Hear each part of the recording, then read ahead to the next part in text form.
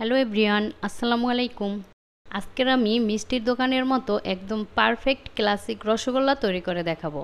আশা করি আপনাদের ভালো লাগবে। তো রসগোল্লা তৈরির জন্য প্রথমে আমি ছানা কেটে নিব। আর তার জন্য এখানে আমি 1.5 কেজি দুধ নিয়ে নিলাম। এবার এই দুধটায় বলক আসা পর্যন্ত অপেক্ষা করি। এবার এদিকে আমি ছানা কাটার জন্য 1/2 কাপ পরিমাণ নর্মাল পানি নিয়ে নিলাম। এবার এই পানির সাথে আমি 2 টেবিল চামচ পরিমাণ ভিনেগার মিশিয়ে নিলাম। আর এই যে এদিকে দুধটায় বলক চলে এসেছে। এবার চুলাটা বন্ধ করে দিলাম।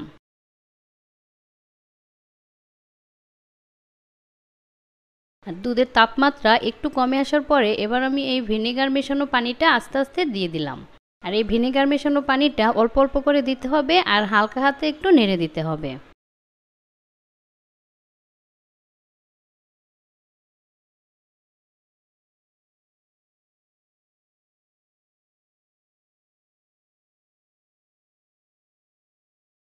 আর এই যে দেখুন ছানাটা কাটা হয়ে গেছে। এবার আমি এগুলো সেঁকে নিব।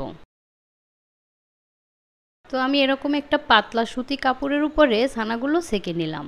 আর ছানাগুলো সেঁকে নেওয়ার সাথে সাথে এর ভিতরে ঠান্ডা পানি দিয়ে দিতে হবে, যাতে ছানাটা কিছুটা ঠান্ডা হয়ে যায়।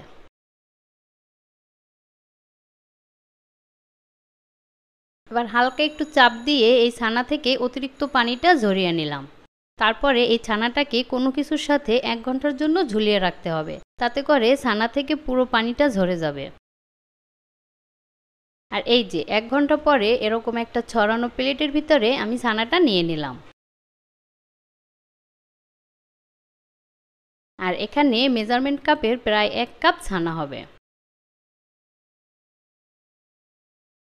আর এই যে দেখুন ছানাটা কিন্তু বেশ অনেক সফট হয়েছে। আর খেয়াল রাখতে হবে রসগোল্লার জন্য ছানাটা যাতে একটু সফট হয়। এবার আমি এর ভিতরে দিয়ে দিলাম 2 চা চামচ সুজি, আর দিলাম 2 চা চামচ ময়দা, চিনি দিলাম 1 চা চামচ। এবার এই সব কিছু ছানার সাথে খুব সুন্দরভাবে মাখিয়ে নিতে হবে।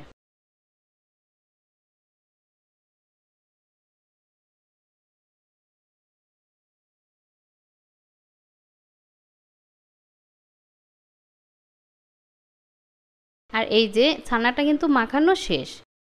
এবার আমি এই ছানা থেকে অল্প অল্প করে নিয়ে মিষ্টি তৈরি করে নিব।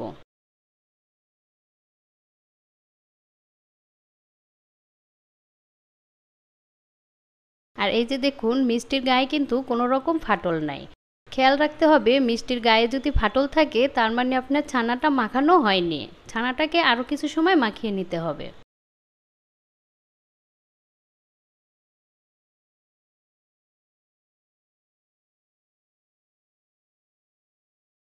তো এভাবেই আমি সবগুলো মিষ্টি তৈরি করে নিলাম। এবার আমি শিরা তৈরি করব। তার জন্য চুলায় একটি হাঁড়িতে আমি 1 কাপ চিনি নিয়ে নিলাম। আর 1 কাপ চিনির সাথে আমি 4 কাপ পানি দিয়ে দিলাম। আর একটা এলাচ ভেঙে দিয়ে দিলাম, এতে করে সুন্দর একটা ফ্লেভার আসবে। এবার এই শিরাটা সুন্দরভাবে ফুটে ওঠা পর্যন্ত অপেক্ষা করি। আর এই যে শিরাটা ফুটে উঠেছে, এবার চুলার আঁচটা একদম কমিয়ে দিলাম। তারপরে মিষ্টিগুলো এর ভিতরে দিয়ে দিলাম।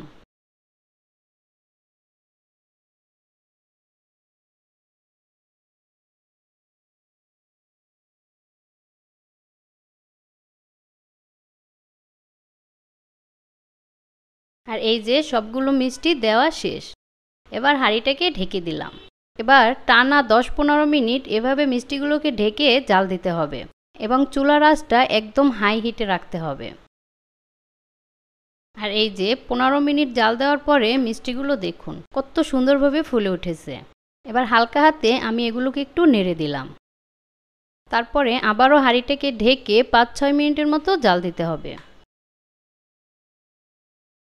আর এই যে 5-6 মিনিট পরে যদি শিরাটা একটু ঘন মনে হয় তাহলে এর ভিতরে কিছুটা ফুটন্ত পানি দিয়ে দিতে হবে।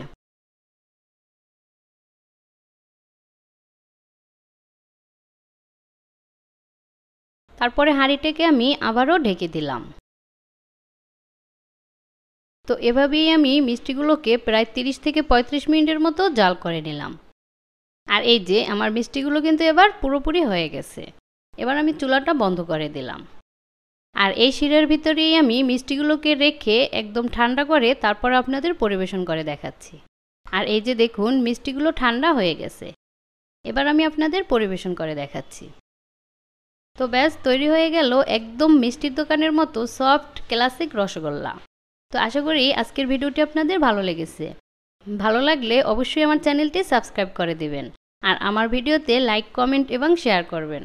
তো ভালো থাকবেন সবাই। আল্লাহ হাফেজ।